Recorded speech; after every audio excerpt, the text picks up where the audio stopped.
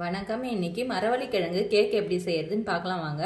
1/2 kilo அளவுக்கு மரவள்ளிக்கிழங்கு வச்சிருக்கேன். 2 cup அளவுக்கு சர்க்கரை, 1 கப் அளவுக்கு ரவை, 1 கப் அளவுக்கு தேங்காய் துருவல், 6 பாதாம், 1/2 டீஸ்பூன் அளவுக்கு ஏலக்காய் தூள், 3 டீஸ்பூன் அளவுக்கு நெய் சேர்த்துக்கலாம். இப்போ இந்த மரவள்ளிக்கிழங்குல இருக்க தோல் எல்லாம் எடுத்துட்டு துருவி எடுத்துக்கிறேன்.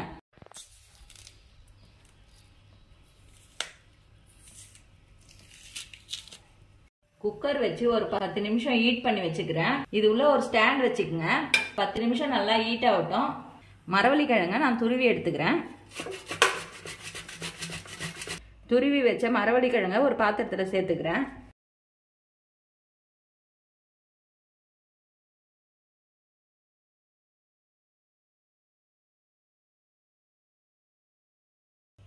கால் டீஸ்பூன் அளவுக்கு சால்ட் சேர்த்துக்கிறேன்.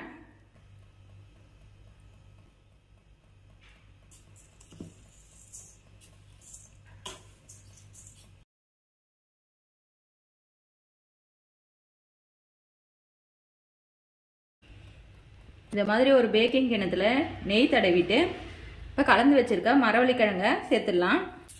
நீங்கள் இந்த மாதிரி கிண்ணம் இல்லைனாலும் பரவாயில்ல, சில்வர் டிஃபன் பாக்ஸில் கூட நெய் தடவிட்டு செய்யுங்க.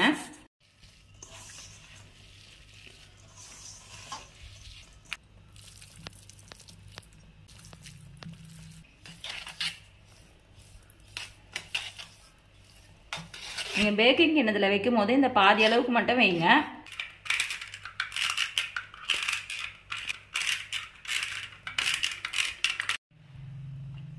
ஒரு ஸ்பூன் அளவுக்கு நெய் விட்டுக்கிறேன். 10 நிமிஷம் ஹீட் பண்ணி வச்சுக்க குக்கரில் வச்சிடுறேன். 20 நிமிஷம் நல்லா வேகட்டும்.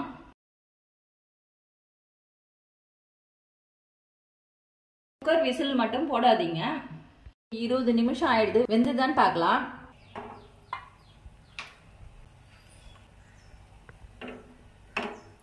இந்த அளவுக்கு ஒட்டாம வரணும்.